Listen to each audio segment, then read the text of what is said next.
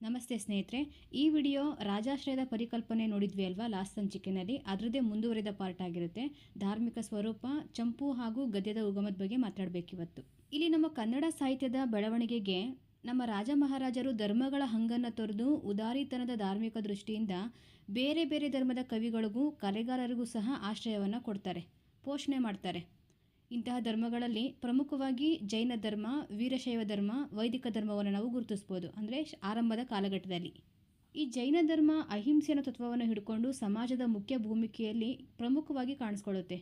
ಈ ತತ್ವನೇ ಇವತ್ತಿಗೂ ಕೂಡ ಜೈನ ಧರ್ಮವನ್ನು ಜೀವಂತವಾಗಿ ಉಳಿಸಿದೆ ಅಂದರೆ ತಪ್ಪಾಗೋದಿಲ್ಲ. ನಮ್ಮ ರಾಜಾದಿ ಮಹಾರಾಜರು ಕೂಡ ಇದನ್ನು ಒಪ್ಕೊತಾರೆ, ಯಾಕಂದರೆ ಈ ಧರ್ಮದಲ್ಲಿ ಅಹಿಂಸೆ ಇದೆ ಅಂತ.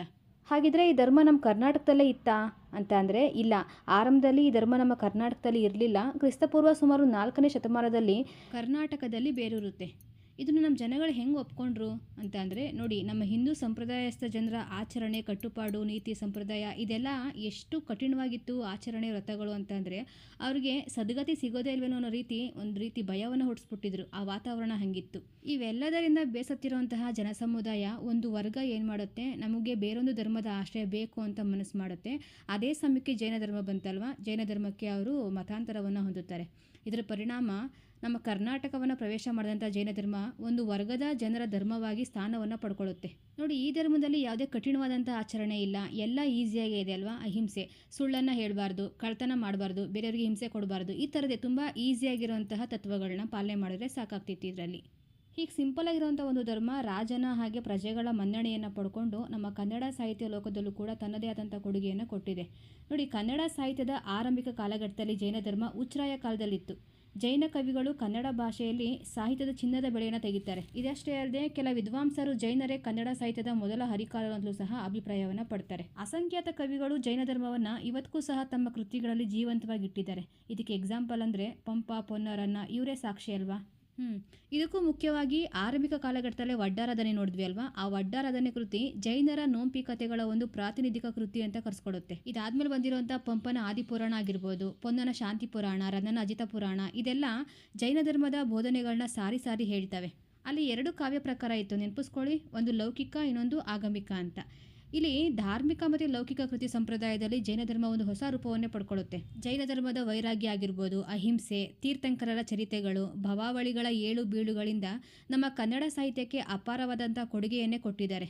ಪ್ರಾಚೀನ ಕನ್ನಡ ಸಾಹಿತ್ಯ ಸಂಪೂರ್ಣವಾಗಿ ಜೈನ ಸಾಹಿತ್ಯಗಳ ಕೃತಿಗಳಿಂದ ಕೂಡಿತ್ತು ಅಂತಲೇ ತಪ್ಪಾಗೋದಿಲ್ಲ. ಅಲ್ಲಿ ಧರ್ಮ ಮತ್ತು ಕಾವ್ಯ ಧರ್ಮಗಳ ಸಮಾನ ನೆಲೆಗಳನ್ನು ನಾವು ಗುರುತಿಸ್ಬೋದು. ತೀರ್ಥಂಕರರ ಪುರಾಣಗಳಾಗಿರ್ಬೋದು, ನೋಂಪಿಯ ಕಥೆಗಳು, ಇವು ಕನ್ನಡ ಸಾಹಿತ್ಯಕ್ಕೆ ಒಂದು ಹೊಸ ದಿಕ್ಕನ್ನು ತಂದುಕೊಡ್ತವೆ. ಜೊತೆಗೆ ಇಲ್ಲಿ ಪಾಲಿ, ಪ್ರಾಕೃತ, ಸಂಸ್ಕೃತದಲ್ಲಿರುವಂತಹ ಉನ್ನತ ಕೃತಿಗಳನ್ನು ಕನ್ನಡಕ್ಕೆ ರೂಪಾಂತರ ಮಾಡ್ತಾರೆ. ಇನ್ನೊಂದು ಧರ್ಮ ವೀರಶೈವ ಅಂತ ಹೇಳಿದೆ ಅಲ್ವಾ. ನೋಡಿ, ವೀರಶೈವ ಧರ್ಮ ನಡುಗನ್ನಡ ಕಾಲಘಟ್ಟದಿಂದ ಕಾಣಿಸ್ಕೊಳ್ಳುತ್ತೆ. ಈ ಪಂಪ ಪೂರ್ವಯುಗದಲ್ಲಿ ಆಗಿರ್ಬೋದು ಅಥವಾ ಪಂಪಯುಗದಲ್ಲಿ ಆಗಿರ್ಬೋದು, ವೀರಶೈವ ಧರ್ಮದ ಕವಿಗಳನ್ನ ನಾವು ಗುರುತಿಸೋದಿಲ್ಲ. ಅಲ್ಲಿ ಕಂಡುಬರೋದು ಬರೀ ಜೈನ ಧರ್ಮದ ಕವಿಗಳು ಮತ್ತು ಬ್ರಾಹ್ಮಣ ಕವಿಗಳನ್ನ ನಾವಿಲ್ಲಿ ಗುರುತಿಸ್ಬೋದು. ಇವ್ರ ಬಗ್ಗೆ ಒಂದು ಸ್ವಲ್ಪ ತಿಳ್ಕೊಳ್ಳೋಣ, ಯಾಕಂದರೆ ನೆಕ್ಸ್ಟ್ ಮಧ್ಯಕಾಲೀನ ಕನ್ನಡ ಸಾಹಿತ್ಯ ಬಗ್ಗೆ ತಿಳ್ಕೊಬೇಕಾದ್ರೆ ಇದ್ರ ಬಗ್ಗೆ ನಾವು ಡಿಸ್ಕಸ್ ಮಾಡಬೇಕಾಗುತ್ತೆ. ಇಲ್ಲಿ ವೀರಶೈವ ಧರ್ಮದ ಮುಖ್ಯ ತಿರುಳೇನು ಅಂತಂದರೆ ಶಿವನೊಬ್ಬನೇ ಅನ್ನೋದು ಸತ್ಯ, ಶಿವನಿಂದಲೇ ಜಗತ್ತು ನಿರ್ಮಾಣ ಆಗಿದೆ, ಪಂಚಾಚಾರ್ಯರ ಅಷ್ಟಾವರಣಗಳಿಂದ ಪೋಷಿತವಾದ ಷಟ್ಸ್ಥಳ ಸಿದ್ಧಾಂತವೇ ವೀರಶೈವರ ಸಾಧನ ಮಾರ್ಗ ಅನ್ನೋದು ಇಲ್ಲಿ ಮುಖ್ಯ ತಿರುಳಾಗಿರುತ್ತೆ. ಈ ತತ್ವಗಳನ್ನು ವಿಶಾಲ ತಳಹದಿಯಲ್ಲಿ ಗಮನಿಸಿ ವಚನ ಸಾಹಿತ್ಯ ಸೃಷ್ಟಿಗೊಳ್ಳುತ್ತೆ. ಹರಿಹರ ಕವಿ ಇರ್ಬೋದು, ರಾಘವಂಕ, ಚಾಮರಸ, ಭೀಮಕವಿ ಇತ್ಯಾದಿ ಕವಿಗಳು ವೀರಶೈವ ಧರ್ಮಕ್ಕೆ ಸಂಬಂಧಿಸಿದಂಥ ಕೃತಿಗಳನ್ನೇ ರಚನೆ ಮಾಡಿದ್ದಾರೆ. ಇದ್ರ ಬಗ್ಗೆ ನೆಕ್ಸ್ಟ್ ತಿಳ್ಕೊಳ್ಳೋಣ, ಯಾಕಂದರೆ ನಮ್ಮ ಹಳಗನ್ನಡ ಕಾಲಘಟ್ಟದಲ್ಲಿ ಈ ವೀರಶೈವ ಕವಿಗಳು ಕಂಡು ಬರೋದಿಲ್ಲ.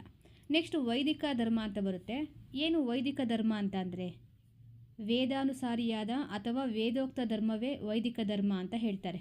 ನೋಡಿ, ಇಲ್ಲಿ ಬ್ರಾಹ್ಮಣ, ಉಪನಿಷತ್ತು, ವೇದಾಂಗಗಳನ್ನು, ಹಾಗೆ ಶಿಕ್ಷಾ, ವ್ಯಾಕರಣ, ಛಂದಸ್ಸು, ಜ್ಯೋತಿಷ್ಯ, ಕಲ್ಪಸೂತ್ರಗಳು, ಈ ಎಲ್ಲ ವೇದಾರ್ಥಗಳನ್ನು ಜನತೆಗೆ ಸುಲಭವಾಗಿ ತಿಳಿಸೋದಕ್ಕೆ ಕೃತಿಗಳನ್ನ ರಚನೆ ಮಾಡ್ತಾರೆ.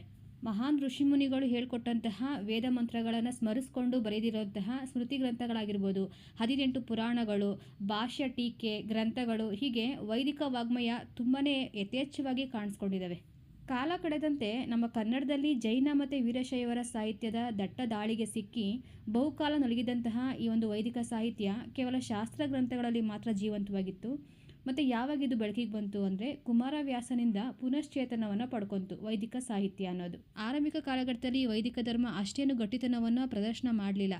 ಆದರೆ ಈ ಕುಮಾರವ್ಯಾಸನ ಕಾಲಘಟ್ಟದಿಂದ ಹಿಡಿದು ನಂತರದ ಕಾಲಘಟ್ಟದಲ್ಲಿ ಬೌದ್ಧ ಜೈನ ಧರ್ಮಗಳ ನಡುವೆ ವೈದಿಕ ಧರ್ಮ ತನ್ನ ಪ್ರಭಾವವನ್ನು ಕನ್ನಡ ಸಾಹಿತ್ಯದ ಮೇಲೆ ಯಥೇಚ್ಛವಾಗಿ ಬೀರಿದೆ ಅನ್ನೋದನ್ನು ನಾವು ಗಮನಿಸಬೇಕಾಗಿದೆ. ನೋಡಿ, ಇಲ್ಲಿವರೆಗೆ ನಾವು ಧರ್ಮದ ವಿಚಾರವಾಗಿ ಪ್ರಮುಖ ಮಾಹಿತಿಯನ್ನು ತಿಳ್ಕೊಂಡ್ವಿ. ಇನ್ನು ಮುಂದೆ ಕವಿಗಳ ಜೊತೆಗೆ ಧರ್ಮವನ್ನು ಇಟ್ಕೊಂಡು ಅವರ ಕೃತಿಯನ್ನು ವಿಚಾರ ಮಾಡೋಣ.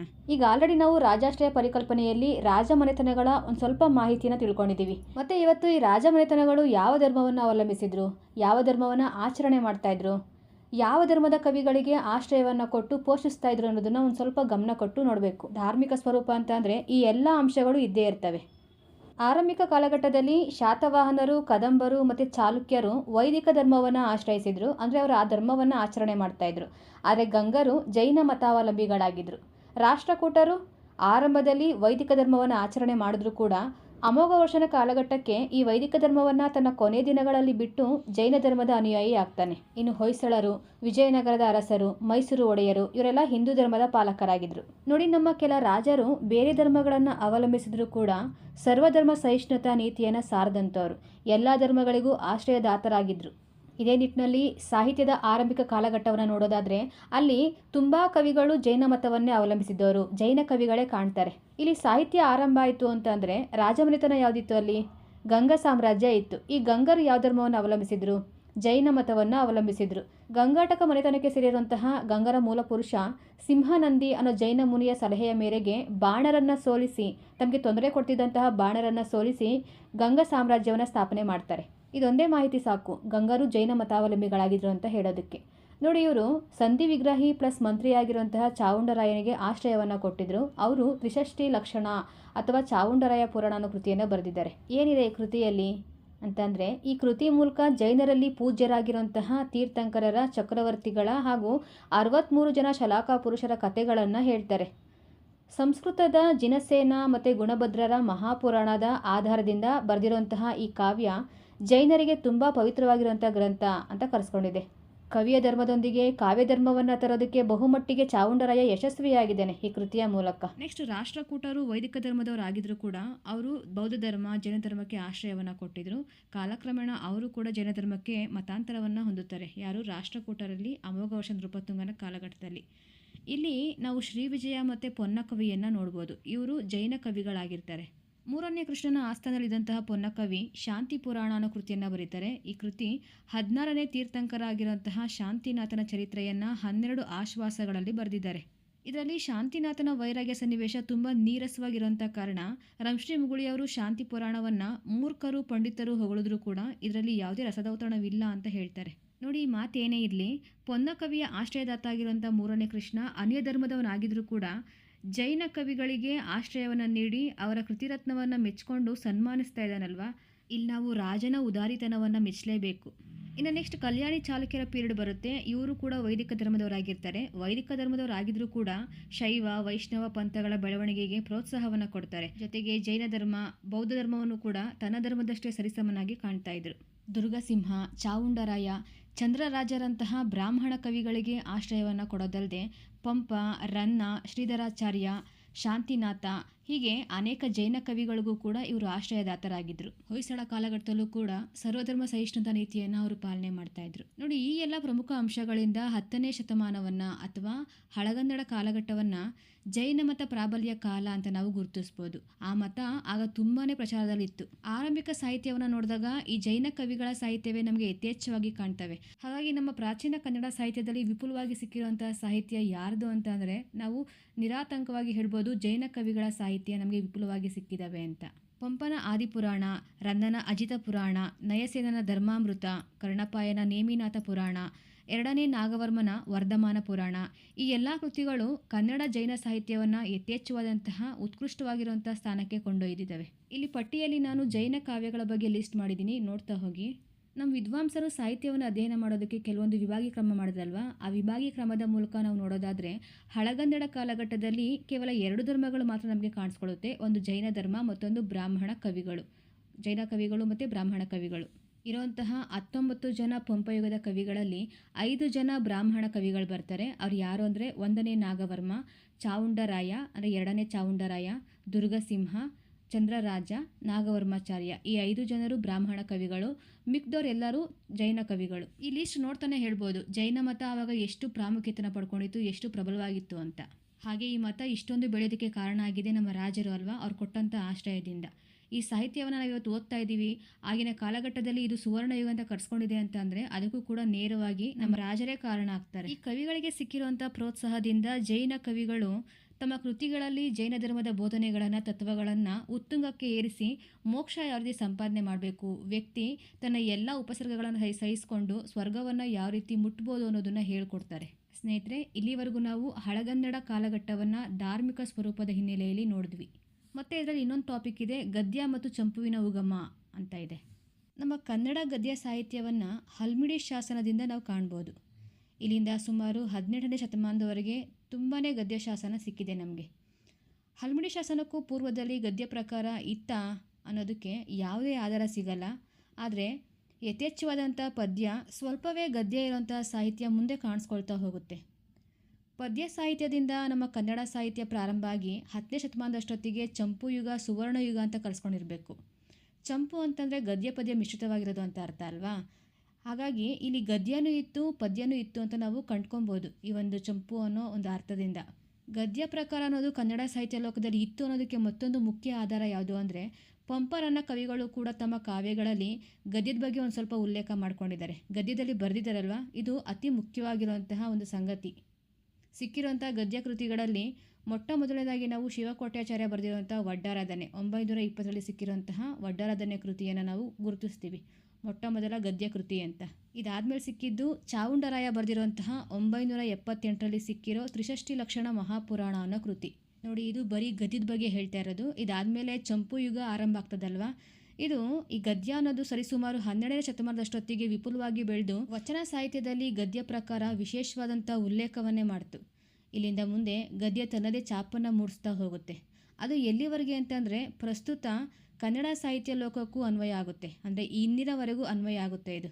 ಇಂದಿನ ಕವಿಗಳು ಸಹ ಈ ಶೈಲಿಯಲ್ಲಿ ವಿಶಿಷ್ಟವಾದಂಥ ಕೃತಿಗಳನ್ನ ರಚನೆ ಮಾಡಿ ಸಾಹಿತ್ಯ ಲೋಕಕ್ಕೆ ಕೊಡುಗೆಯಾಗಿ ಕೊಡ್ತಾ ಇದ್ದಾರೆ. ಅದು ಗದ್ಯ ಪ್ರಕಾರದಲ್ಲಿ ಹೇಳ್ತಾ ಇರೋದು. ಹಾಗಿದ್ರೆ ಈ ಗದ್ಯ ಪ್ರಕಾರ ಎಲ್ಲಿಂದ ಉಗಮ ಆಯಿತು, ಯಾವ ಕಾಲಘಟ್ಟದಿಂದ ನೋಡ್ಬೋದು?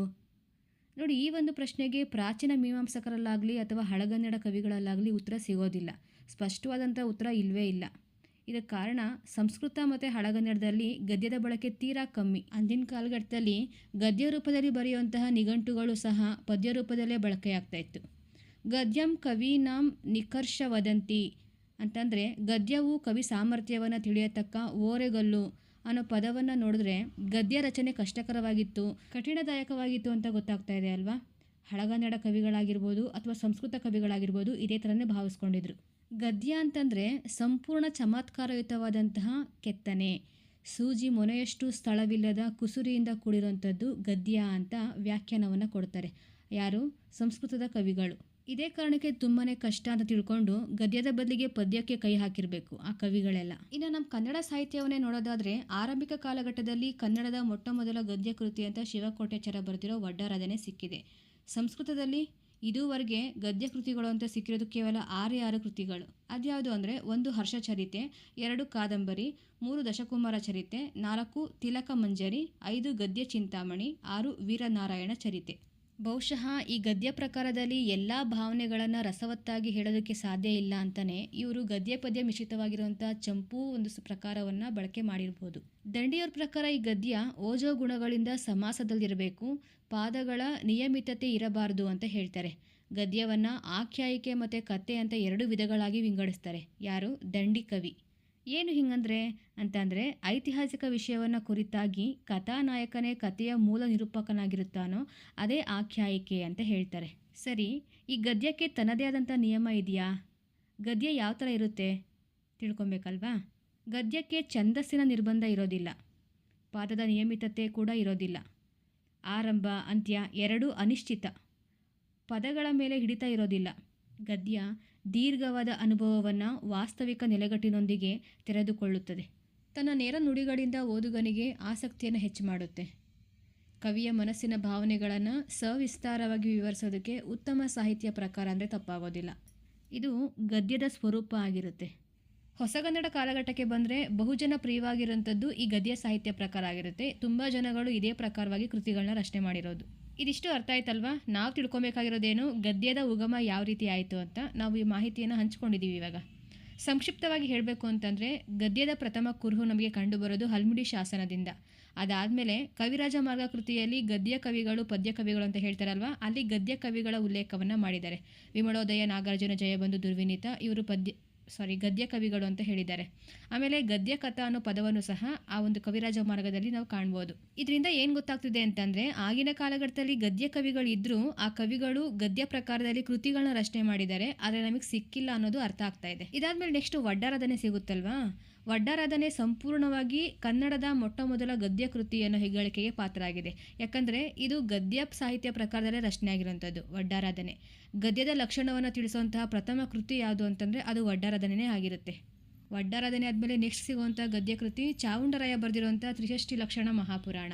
ಇಲ್ಲಿಂದ ಮುಂದಕ್ಕೆ ತುಂಬಾ ಗದ್ಯ ಕೃತಿಗಳು ಸಿಗ್ತಾ ಹೋಗುತ್ತೆ. ನೋಡಿ, ಇಲ್ಲಿಂದ ಆಚೆಗೆ ಯಾವ ರೀತಿ ಇತ್ತು ಅಂತಂದರೆ, ಕೇವಲ ಗದ್ಯ ಮಾತ್ರ ಇರಲಿಲ್ಲ, ಗದ್ಯ ಪದ್ಯ ಹದವಾಗಿ ಮಿಶ್ರಣ ಆಗಿರುವಂತಹ ಒಂದು ಚಂಪೂ ಸಾಹಿತ್ಯ ಉಗಮ ಆಗುತ್ತೆ. ಕೆಲವು ಕವಿಗಳು ಸಂಪೂರ್ಣವಾಗಿ ಗದ್ಯವನ್ನೇ ಆಶ್ರಯಿಸಿದ್ರೆ, ಮತ್ತೆ ಕೆಲವರು ಗದ್ಯ ಪದ್ಯ ಮಿಶ್ರಿತವಾಗಿರುವಂಥ ಚಂಪೂ ಸಾಹಿತ್ಯವನ್ನು ಆಶ್ರಯಿಸಿದ್ರು, ಅಂದರೆ ಕೃತಿಗಳನ್ನ ಬರೆಯೋದಕ್ಕೆ. ವಚನ ಸಾಹಿತ್ಯದಿಂದ ಆಚೆಗೆ, ಅದರಲ್ಲೂ ಮುಖ್ಯವಾಗಿ ಹೊಸಗನ್ನಡ ಕಾಲಘಟ್ಟದಲ್ಲಿ ಮುದ್ದಣ್ಣ ಕವಿ ರಾಮಾಶ್ವಮೇಧ ಅದ್ಭುತ ರಾಮಾಯಣ ಕೃತಿಯನ್ನು ಬರೀತಾರಲ್ವಾ, ಅದು ಕೂಡ ಗದ್ಯದಲ್ಲೇ ಬರೆದಿರುವಂಥದ್ದು. ಮುದ್ದಣ್ಣ ಮನೋರಮೆಯ ಸರಸ ಸಲ್ಲಾಪದಲ್ಲಿ ಒಂದು ಮಾತು ಬರುತ್ತೆ ನೋಡಿ, ಪದ್ಯಂ ವದ್ಯಂ ಗದ್ಯಂ ಹೃದಯಂ ಅಂತ.